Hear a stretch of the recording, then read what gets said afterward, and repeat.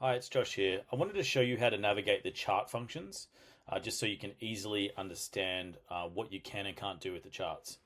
So we have an equity chart, and we also have a cash flow chart. You can switch between the two at any point in time, identifying exactly what the cash flow is or what the portfolio value is. But we've ensured that we've made the legend clickable so you can turn whatever you want on and off apart from a significant event. So a significant event is if you purchase a property, if you sell a property, or you do things such as a capital expenditure, where you show you on the graph or on the chart what the event is and at what point in time. So what I want to do is highlight that you've got total mortgage debt, portfolio value, and maximum borrowing. It allows you to use multiple functions within the same chart without having too many confusing charts. So in this instance, I like to turn off the portfolio value and the portfolio equity, and we just want to look at a borrowing scenario. We can look at what the max borrowing power is and what the total mortgage debt is, so we can establish are we within our constraints across the portfolio and how does that look. Likewise, we can default the max borrowing power off and just use equity value, total mortgage debt, and portfolio value all in the one chart as well. This is the default, this setting here. Now for cash flow, we have a few different options. So we have net cash flow. This is your net cash flow after all disbursements and all taxes paid. We have net cash flow without principal place of residence. So this is your net cash flow. If you have put a PPOR into the chart, into the system, this is what the net cash flow is, not including your principal place in the example. So what we typically say is turn off the net cash flow, and this is what all your investment properties would look like.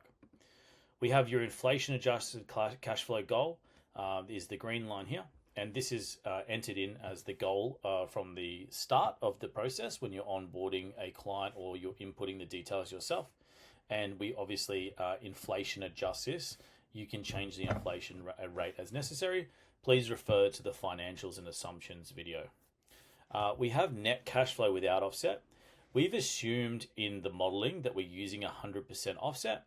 Now, we obviously want to identify, if you're not using an offset, what is the difference in the cash flow. So this yellow line here actually shows you the difference in cash flow, which can be quite significant in some instances if you're not using an offset account. One of the new things that we've implemented is a cash flow threshold. Now, this line is indicative of what your savings rate is per annum. For example, if you save $2,000 a month, you have $24,000 worth of cash that you can use towards your investment properties. So what we want to do is not exceed that $24,000 per year of negative cash flow in our portfolio, just so we're maintaining our cash flow health. And so there are periods of time where you'll build out a portfolio and you may see the total cash flow dip slightly below this cash flow threshold line. And in which instance you'd then look to see that you've got enough savings in your savings account to cover off on that shortfall for that period of time. This is really acting as a floor. We want to establish the cash flow floor.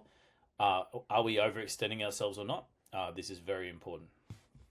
Again, you can turn these off or on however you see fit and whatever you want to see at a point in time. But as a general rule of thumb, this is the floor. This is where we're trying to aim. And we want to sort of sit within the constraints of this and then exceed our cash flow goals as soon as possible. Now we can change between 10, 20, 30 and 50 year timelines. We can also select which properties cash flow we want to look at. So we can turn off a lot of these things and really start highlighting what does the cash flow actually look like on a certain property over a period of time. And it's dynamic as well. We can change between each investment property. So for example, this commercial property here, over the 50-year period, we only purchased it in 46, 47, and obviously that's where the cash flow came in. So it's really a good indicator of what the performance individually of the property is like, and then we can add it together by just selecting all properties, which is the default setting. This is the total portfolio. Now, in terms of this A/B selector, this here is to go into the comparison mode, which also has charts. So I want to highlight this, that we'll go into this in more detail later, but it also has charts. It has equity and cash flow comparison charts for the different scenarios in comparison. This is basically in summary of all of the functions around the chart. Now, when we're actually clicking on the chart, we've kept the summary boxes inside the chart to a minimum. And the intention here is that you can click on each financial year and identify what is happening on that financial year, including a running cash flow per year, net cash flow. It changes obviously the LVR, your cumulative savings. All calculations are dynamic, so that at any point in time you can see where you're at. This is particularly important when you're looking for your next purchasing trigger, which is your max purchase price, max borrowing, and soon to be remaining borrowing capacity as well. So this is really important. And likewise, when you're looking at your significant events, you can see what happened in that instance. So this significant event is when the property was sold, but we also met our cash flow goal. You can see that properties have been purchased along the way.